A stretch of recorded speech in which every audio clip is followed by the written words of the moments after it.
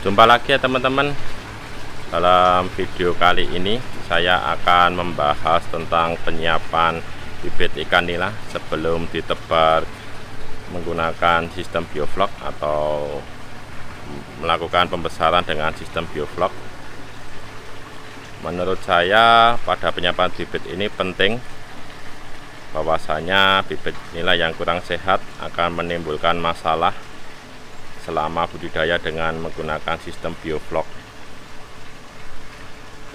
Mungkin teman-teman pernah mencoba memaksakan bibit yang belum sehat ke dalam pembesaran dengan menggunakan sistem bioflok. Itu juga akan menimbulkan beberapa masalah seperti muncul jamur pada tubuh bibit terserang bakteri, dan yang lebih kelihatan itu biasanya ekor bibit nila itu mengalami buntung atau putus. Itu masalah-masalah yang dialami kalau memasakkan bibit yang belum sehat tapi dipaksakan ke dalam pembesaran dengan menggunakan sistem bioflok. Teman-teman bisa bantu saya dengan subscribe, like, dan bunyikan tombol loncengnya. Lanjut ya teman-teman. Biasanya karantina bibit itu dilakukan kalau kita atau teman-teman itu beli bibit dari luar atau dari petani bibit, walaupun bibitnya berkualitas, tapi kalau teman-teman dalam karantina salah, bibitnya juga menjadi kurang bagus hasilnya. Itu dikarenakan yang beli dari luar atau dari petani bibit itu kan memiliki beberapa perbedaan atau masalah seperti kualitas air yang berbeda. Terus biasanya kalau beli bibit itu kan dimasukkan di kantong plastik ya teman-teman, atau di wadah lah. Tapi selama perjalanan bibit itu terguncang-guncang, itu juga membuat bibit stres. Di dalam kantong plastik itu kan juga bibit lumayan banyak dimasukkan. Itu juga kalau bibit saling bergesekan itu juga membuat bibit luka. Terus apalagi ya teman-teman, perbedaan suhu itu juga mempengaruhi.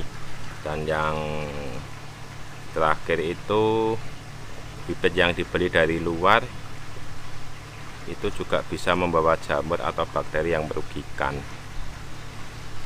Itu masalah-masalah yang biasanya kita hadapi ya. Kalau karantina menurut saya itu, jadi siapkan dulu kolam karantina itu 1-2 hari itu diisi air. Airnya terserah teman-teman, tergantung volume airnya. Kalau ini contoh kolam ini saya gunakan 2 kubik air, diberi aerasi selama 24 jam, dan saya berikan garam grosok itu 1 kubiknya itu 1-2 kilo. Tujuannya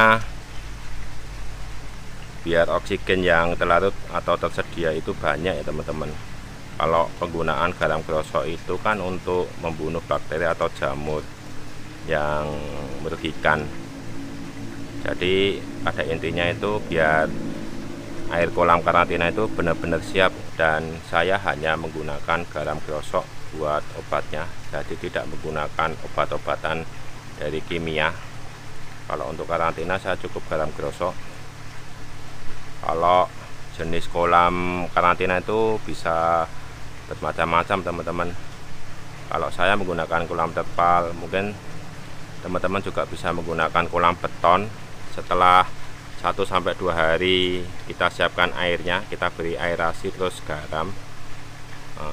Bibit kita masukkan itu pagi atau sore hari. Bisa mungkin usahakan pagi atau sore hari ya teman-teman, ya tidak terjadi perubahan suhu yang drastis atau mencolok. Kalau siang hari itu kan panas, kalau pagi atau sore itu kan cenderung ke dingin ya.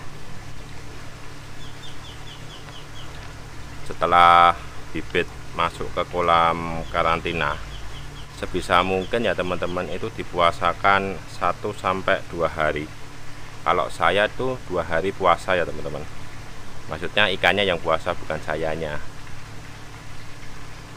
Setelah 1-2 hari puasa baru kita beri pakan, tapi kasih pakannya itu jangan langsung banyak, tapi sedikit demi sedikit. Jadi nanti dinaikkan secara bertahap.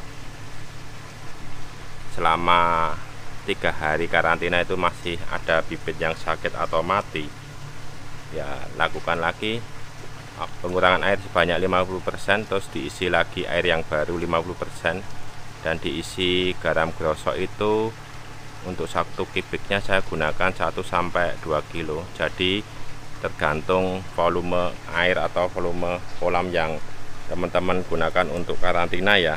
Bagaimana kalau 3 hari masih sakit, ya lakukan lagi pengulangan seperti yang pertama ya teman-teman. Jadi air dikurangi terus diisi garam grosok. Itu cara karantina yang saya lakukan. Jadi tergantung jenis bibitnya. Kalau bibitnya berkualitas itu biasanya karantinanya cepat. Tapi kalau bibitnya biasa atau agak sedikit jelek, ya bukan jelek ya, tapi agak sedikit jelek, itu bisa membutuhkan karantina lebih dari 1 minggu. Tapi ada tip atau saran, itu mungkin bisa dilakukan untuk mempercepat proses karantina. Itu jadi bibit nila yang banyak diam, menyendiri, jadi udah ambil aja teman-teman, dipindah ke tempat ember atau wadah, diobatin terpisah biar proses karantinanya itu cepat. Jadi yang sehat itu biar bisa dilakukan proses pembesaran dengan bioflok. Tapi ya itu teman-teman, agak sedikit ribet proses pembesaran dengan sistem bioflok itu. Kalau menurut saya ya, itu bibit ikan nila itu diusahakan selama karantina itu tidak ada kematian atau nol selama 1 hari atau 24 jam. Itu berarti menandakan bibit ikan nila itu siap dilakukan pembesaran dengan sistem bioflok. Jadi kalau sistem bioflok itu ya harus teliti dan tidak boleh tergesa-gesa ya teman-teman, kalau pengen mencapai hasil yang maksimal. Oh ya, ini terakhir ya teman-teman, tujuan dari karantina ini untuk mencapai kelangsungan hidup bibit itu 95-98%. Jadi selama pembesaran itu kita bisa meminimalkan kematian. Kalau kematian bibit ikan itu di bawah 5% itu bagus teman-teman. Tapi kalau sampai di atas 10%, berarti ada yang salah dalam melakukan karantinanya. Jadi mungkin bibit belum sehat tapi tetap dipasarkan ke pembesaran sistem bioflok. Itu nanti tingkat kematian bibit bisa mencapai di atas 10% teman-teman. Dan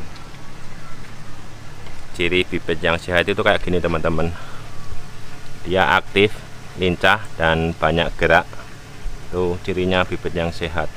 Jadi tidak banyak diam atau menyendiri. Kalau banyak diam menyendiri itu bibit kurang sehat itu teman-teman. Yang siap itu yang kayak gini nih teman-teman, yang bibit yang aktif gini itu siap.